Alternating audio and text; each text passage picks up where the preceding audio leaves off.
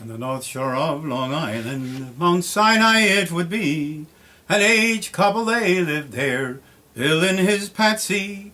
They had a great big party on the Golden Jubilee. Said Pat to Bill, come over here and hear what I'll say. Put on your take off that softball uni, wear the tux you had from the prom. I'll take off my wedding veil, wear my old pom-pom, for today's our golden wedding, and I want everybody to know just how we looked when we were wed 50 years ago. Hey! Bill, Patsy, that's a little ditty that was written by Valerie, and you remember the tune? We used to sing it often. You don't remember it? Well, anyway. Listen, I just want to wish you, on behalf of Valerie, who, by the way, is a little shy, won't come on the camera.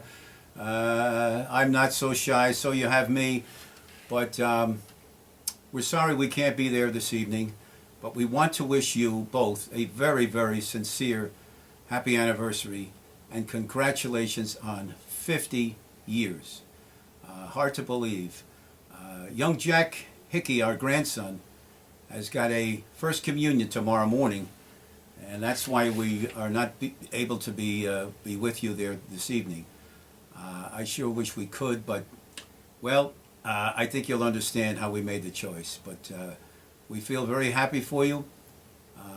I look around the room, I see a lot of familiar faces, and you're surrounded by, I know, by family, friends. Oh my God, look in the back of the room. Is that Jack Kelsey? I can't, from the Penguins? I can't believe it. But listen, I do wish you a very, very, 50 years is unbelievable. Remember this? The wedding picture, I'm sure you've seen this. Bill, we were pretty young at that time, weren't we? 22 years old. And the day you took your bride, I hadn't even started dating my bride yet. As a matter of fact, I hadn't even met my bride yet. And probably the reason for that is she was only 14 at the time. But I have a lot of fond memories of the wedding day. As you well remember, you and I were coaching the St. Teresa's baseball team, and I remember the youngsters raising their bats as you exited the church. They raised the bats in a canopy so you could walk under it. What a lot of fun that was. And then right after that, it was great. It was really great to go to the command post for the cocktail party, for the wedding party. And then we went out and got the bus and went to Rockaway for the reception at Fitzgerald's. We had so much fun. By the way, these are cans of Rheingold. Very authentic stuff. Lots of good and fond memories we had of that day. Probably the one I remember the most, other than the fact that I wrote that big check for you. But the one I remember the most is that somebody asked me to sing the Crappie Boy. I think somebody asked me. Maybe nobody did, but anyway, I sang it. And that the band, as you will recall, clueless, I'm sure, of the Crappie Boy. They never heard the thing before. But anyway, I was able to give them a couple of notes, and like any good band, they picked up on the idea, and they were able to follow me. But of course, they had no idea that there were 11 verses in the Crappie Boy. So when I got to about and they didn't realize this, but when I got to about the 6th or 7th, and they sensed that I was getting to the end of a verse, the music would crescendo. They thought that I was finished, or maybe they hoped that I was finished. But anyway, I wasn't, and I faked them out. I just kept going on and on and on. But much like it was 50 years ago, with your indulgence, I would like to do the Crappie Boy. And as happened 50 years ago, you could kind of duplicate that crescendo by you folks in the room. Maybe around the 6th or 7th verse, you could get up and visit the restroom or go and have another drink or whatever it is you want. And you'll know it's the 6th or 7th verse because I got a little surprise for you, but it goes like this. Good men and true in this house who dwell, to a stranger buccal I pray you tell, Is the priest at home, or may he be seen? I would speak a word with Father Green. The priest at home, boy, and may be seen. 'Tis easy speaking with Father Green, but you must wait till I go and see if the Holy Father alone may be. The youth has entered an empty hall. What a lonely sound has his light footfall.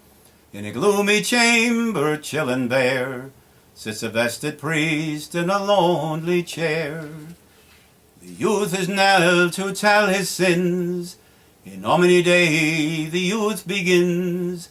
At mea culpa he beats his breast, and in broken murmurs he speaks the rest. At the siege of Ross did my father fall, and at glory my loving brothers all.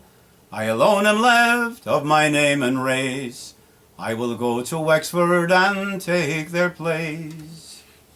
I cursed 3 times since last Easter day. At Mass time once I went to play. I passed the churchyard one day in haste, and forgot to pray for my mother's rest. I bear no hate against living things, but I love my country above the kings. So Father bless me and let me go, to die if God has ordained it so. The priest said naught, and with rustling noise, made the youth look above in wild surprise.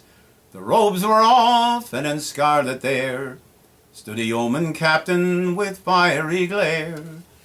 With fiery glare and with fury hoarse, instead of a blessing he breathed a curse. 'Twas a good thought, boy, to come here and shrive, for 1 short hour is your time alive. Upon yon river 3 tenders float, the priest in one if he isn't shot. We hold his house for our Lord the King, and amen say I, let all traitors swing. All right, everybody should be back in the room now. At Geneva Barracks that young man died, and at Passage they have his body laid. Good people who dwell here in peace and joy, breathe a prayer, shed a tear for the crappie boy. That's the crappie boy. May the road rise to meet you. May the wind be always at your back. May the sun shine warm upon your face. The rain fall soft upon your field. And until we meet again, may God hold you in the palm of his hand. May God hold you in the palm of his hand. On behalf of Valerie and myself, a very, very happy anniversary. Congratulations on 50 years. Good night. God bless.